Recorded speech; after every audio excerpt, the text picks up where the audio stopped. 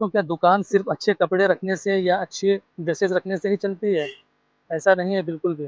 दुकान चलती है अच्छी लोकेशन पे होने से।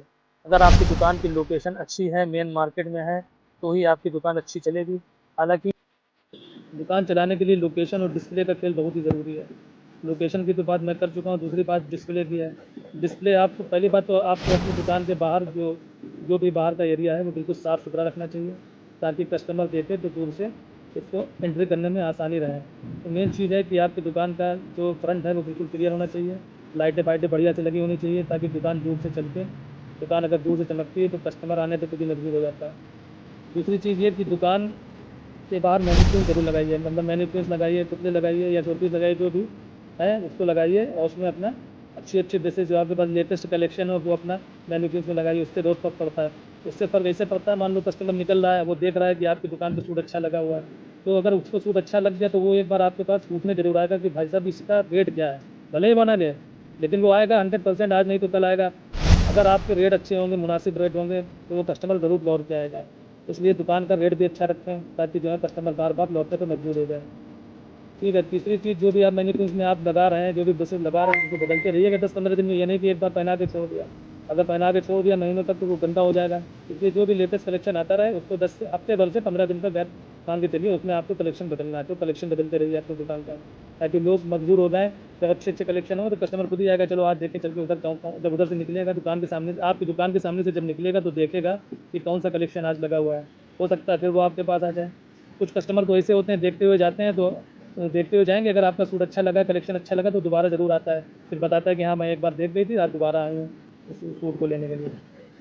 तो डिस्प्ले भी बदलते रहिए, और हर हर 10 से 15 दिन में डिस्प्ले बदलते रहिए।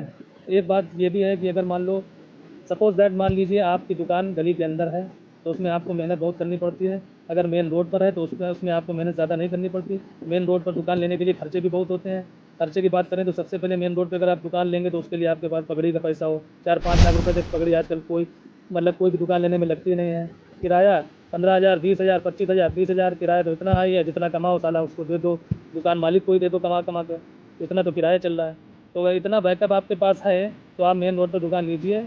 मान लीजिए मेन रोड पर दुकान ले ली, 5 लाख पकड़ी दे दी, 20,000 25,000 रुपये महीने किराया दे दिया, 5,000 लाइट का दोगे, 10,000 लड़के का रखोगे, कोई भी लड़का रखोगे तो 4-5,000, 3,000, 4,000 चाय पानी का रख लो, तो कुल मिला के 50,000 रुपये तक का बैठता है। तो मान के चलिए 50,000 रुपये का रोड का खर्चा है।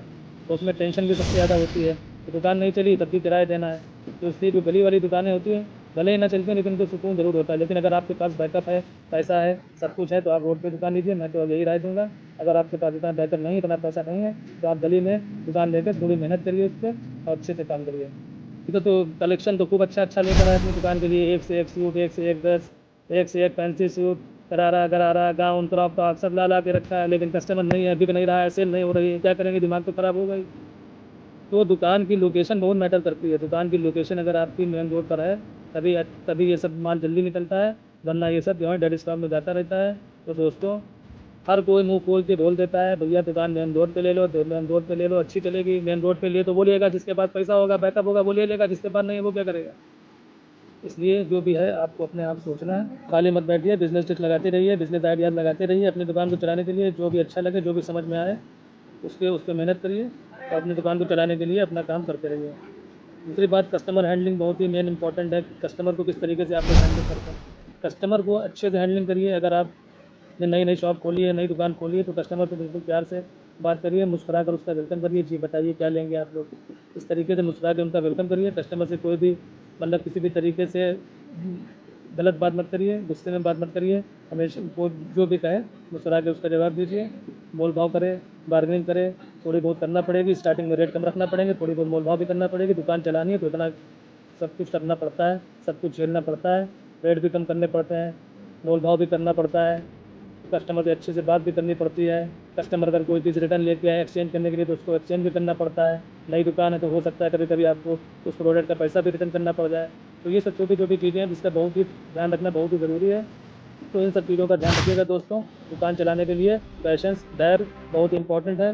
कोई भी दुकान हो, थोड़ा धैर्य रखना पड़ता है, पेशेंस रखना पड़ता है, एकदम से नहीं चलती है। कोई नौकरी नहीं है, कोई सर्विस नहीं है, कोई सरकारी नौकरी या प्राइवेट नौकरी नहीं है कि महीने में 20,000, 25,000, 50,000 आपको प्रति तनख्वाह मिल जाए। कंपनी का चाहे घाटा हो, चाहे नुकसान हो, चाहे लॉस हो, चाहे प्रॉफिट हो, आपको पैसा मिलेगा, ऐसा कुछ नहीं है। लगे रहिए, मेहनत करिए, अपना ख्याल रखिए और कभी ना कभी कामयाबी मिलेगी।